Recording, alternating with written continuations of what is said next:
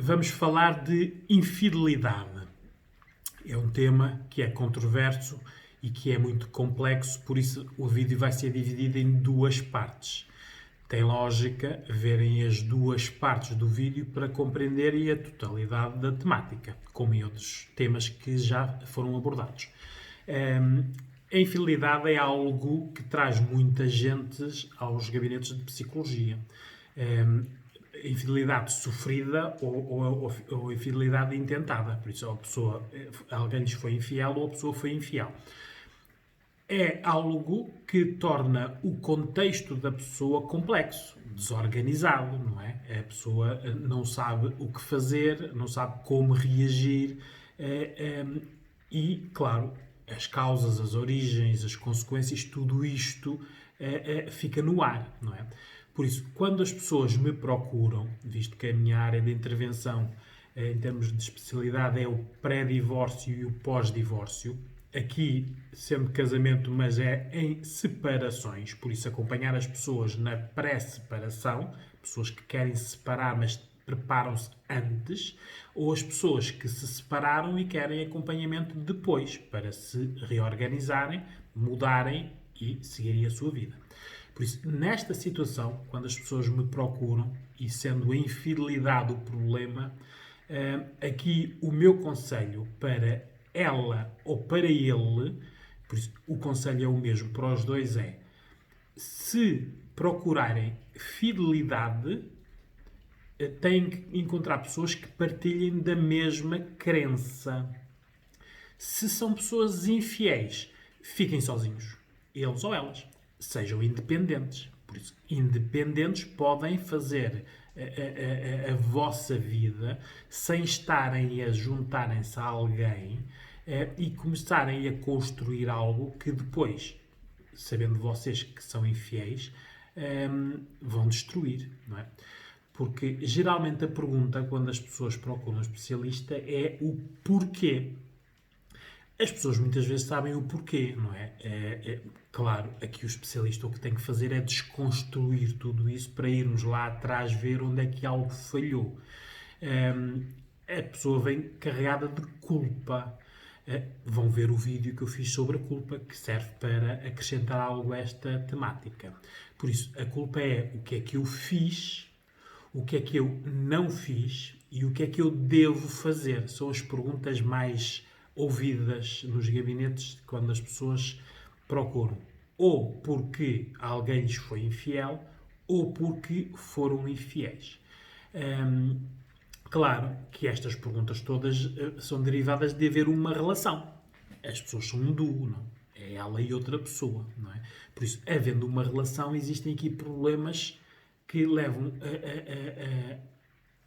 a decisão que tem que ser tomada a ser dificultada, porque existem filhos, muitas vezes, existem bens em comum e existem dívidas em comum, não é? Por isso, estas três coisas dificultam uma tomada de decisão impulsiva e apoiada nas crenças das pessoas. Vamos começar primeiro por definir aqui a relação. Para haver uma relação a dois, tem que haver honestidade, tem que haver construção, por isso são duas pessoas que estão a construir algo em comum, tem que haver a tal fidelidade e tem que haver comunicação. Estes 4 pilares são importantes para qualquer relação. Quando eu digo aqui relação, é uma relação entre duas pessoas, mas podemos aplicar os mesmos princípios a um negócio, não é? Um negócio entre dois sócios tem que haver honestidade entre os dois, tem que haver a construção do negócio, a fidelidade, quer dizer, ninguém pode trabalhar para a concorrência e a comunicação entre os dois tem que ser aberta, não é? Por isso, são os 4 pilares de uma relação. Por isso, quando nós escolhemos uma pessoa para estar connosco, ora, vão ver o vídeo que eu fiz, a parte 1 e a parte 2 de como escolher a pessoa certa. Quando nós escolhemos alguém, estes 3 pilares têm que ser discutidos. Temos que ver se a pessoa é honesta o suficiente para estar numa relação, se pretende construir algo com outra pessoa, se partilha da crença da fidelidade e se a comunicação entre os dois funciona. Por isso, aqui já se isto for falado, estes 4 pilares, quer dizer que a comunicação funciona, não é? Se estes 4 pilares não forem falados, a comunicação o problema já começou aqui. As pessoas não falam, não é? Depois temos a honestidade. A pessoa, se não for honesto, não é? Qualquer construção ou fidelidade não existe, não é? Porque a pessoa não é honesta em si, não é? Por isso, o que é importante aqui é as pessoas saberem o que querem e com quem querem, com quem vão concretizar os seus projetos. Não é? Porque isto começa tudo na escolha das pessoas. Nós temos que saber como é que a pessoa que escolhemos era antes da nossa relação. Porque as pessoas, como eu já vos disse, são padrões, não é? Nós não podemos, e muitas vezes aparecem pessoas no gabinete a dizer que alguém lhes foi infiel e uma pessoa começa a desconstruir isto tudo e esta pessoa que está à minha frente, começou a relação com esta pessoa sendo ela a outra. Por isso, na prática, ela foi o fruto da infidelidade dele. E agora, claro, depois juntaram-se e ela queria fidelidade. Isto são histórias reais das vidas das pessoas, não é?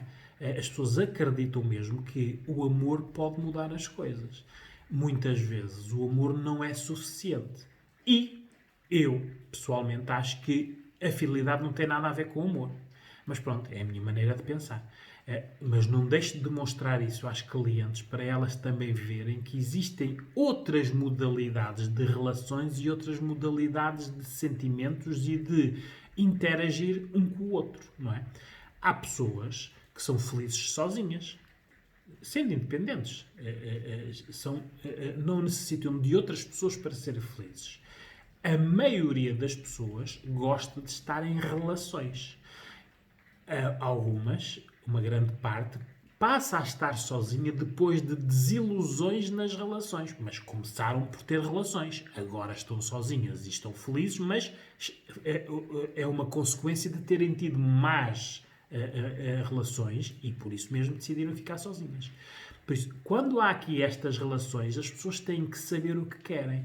Falar disto tudo no tal tempo de amigos, namoro, noivado, casamento. Ou, não havendo noivado de casamento, ou havendo uma relação, uma união de facto, não é? Mas tem que haver um tempo de amigos e um tempo de namoro.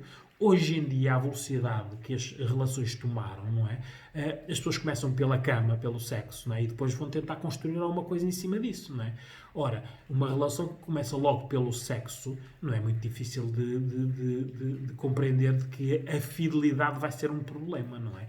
Porque estão a começar logo por aquela parte que não falaram. Não falaram sobre o que é que esperam naquela parte, na fidelidade, uma pessoa, um do outro. Não é? O problema começa já aqui, na velocidade que as relações hoje em dia tomam. Não é? Por isso, se estes passos forem ultrapassados, tudo isto já começa mal. Por isso, eu vou agora aqui desconstruir a palavra fidelidade, ou infidelidade neste caso.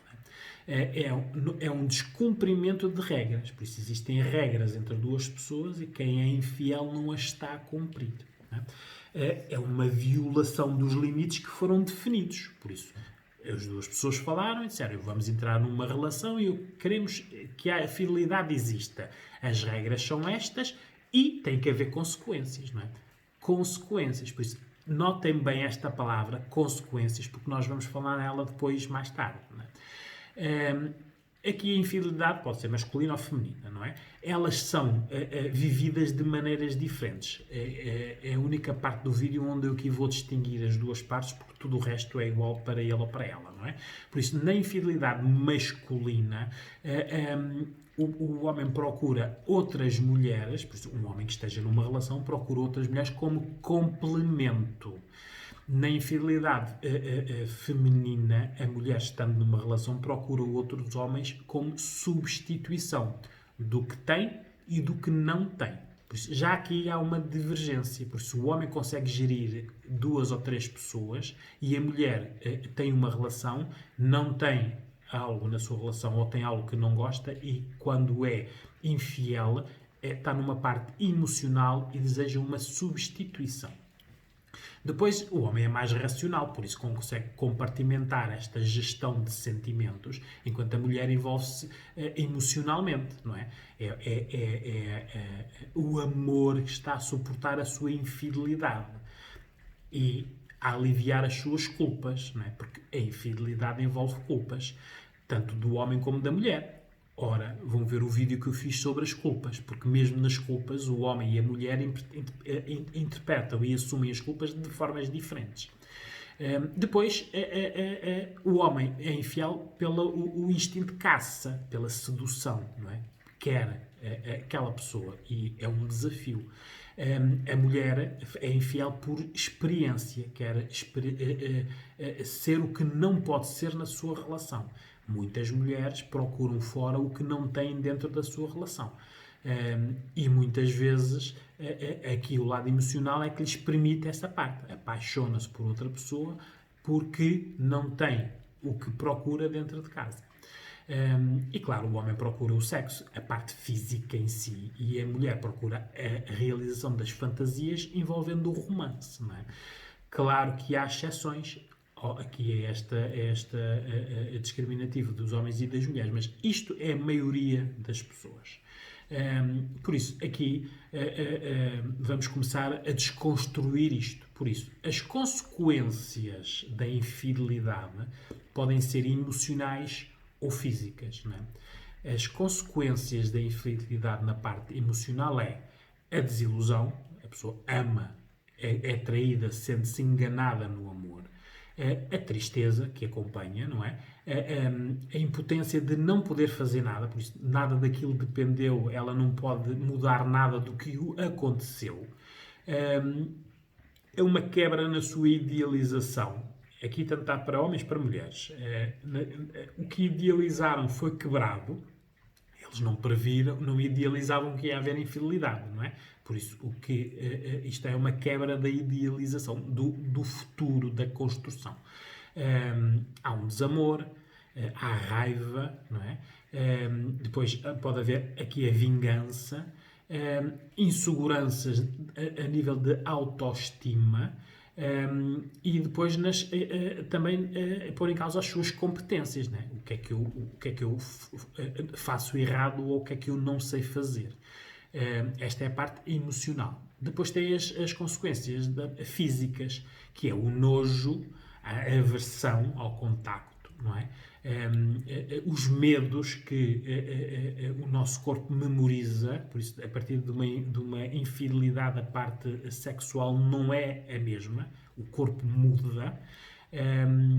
Claro, há aqui muitas inseguranças com os corpos. Geralmente, se forem mulheres que já tiveram filhos, tudo isto agrava, não é? Porque os corpos já estão diferentes do que eram antes da relação e antes dos filhos.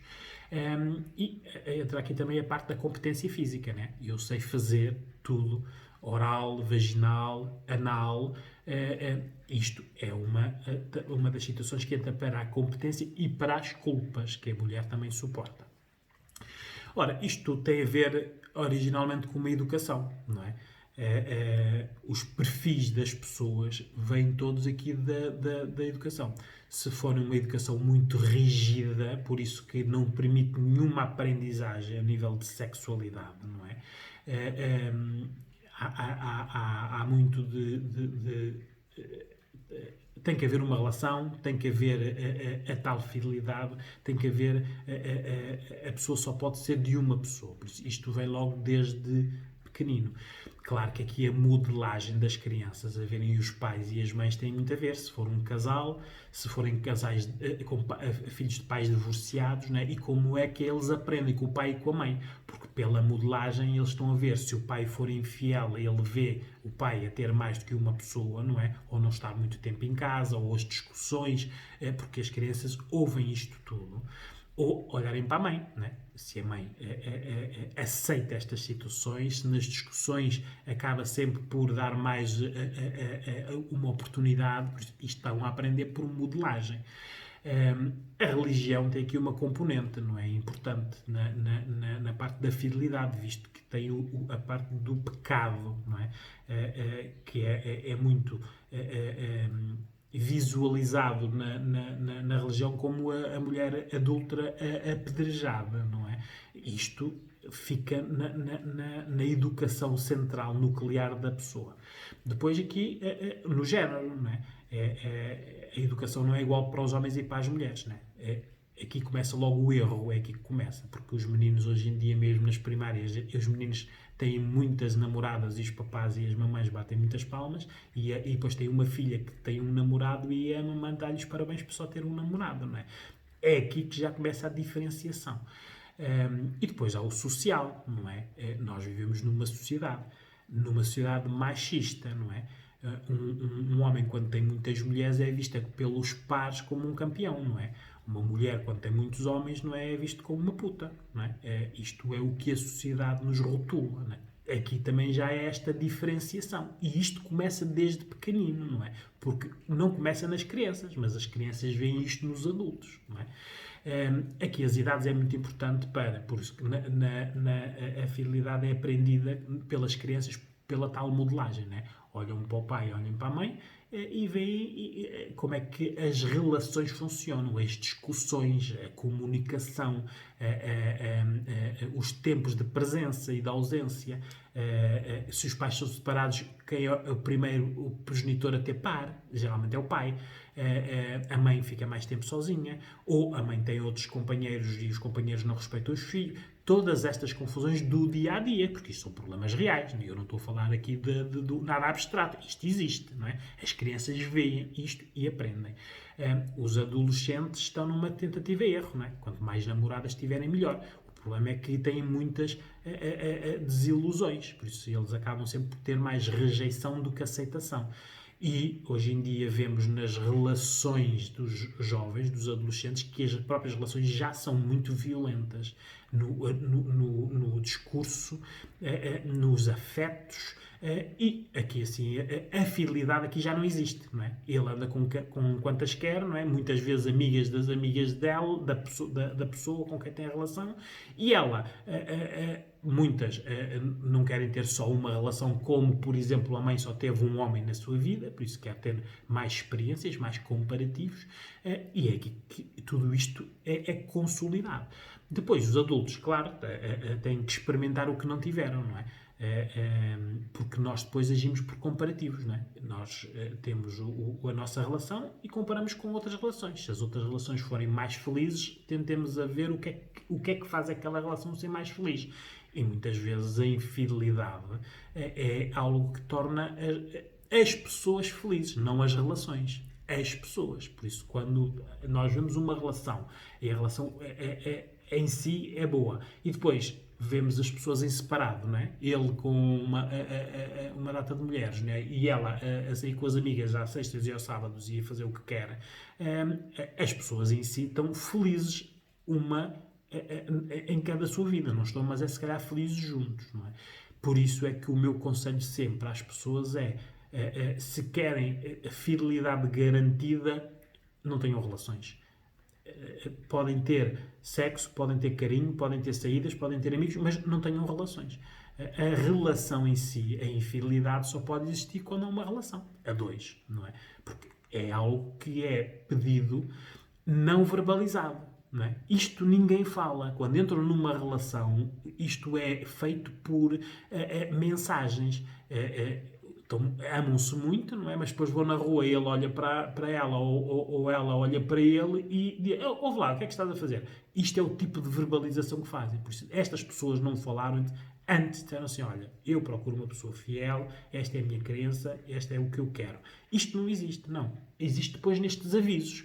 Ora, isto não é uma comunicação, não é?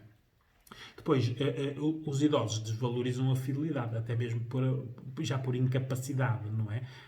Valorizam mais o humor, o companheirismo, a presença, o serem bons pais, valorizam mais essa parte. Temos que ir aqui um bocado às razões que eu vou dizer na segunda parte do vídeo, né? Esta parte do vídeo vou terminar com as consequências que na realidade a maior parte das pessoas faz em situações de infidelidade, não é? Por isso, a realidade hoje em dia é uma minoria Quando está numa relação e existe uma infidelidade, termina a relação. Por isso, houve uma quebra da regra, há uma consequência e ela é efetivada. Uma minoria. Depois temos as pessoas que, numa relação, perante uma infidelidade, acreditam que aquilo não se repete, mas mantêm-se na relação. Depois, há outra parte que aceita a infidelidade e mantém-se na relação. Depois, há outras pessoas que não aceitam a infidelidade, mas mantêm-se na relação. Depois, há outras que castigam a outra parte, a que foi infiel, mas mantêm-se na relação. E depois, há aquelas que fazem o mesmo, não é? Por isso, foram infiéis com ela ou com ele e eles fazem o mesmo e mantêm-se na relação.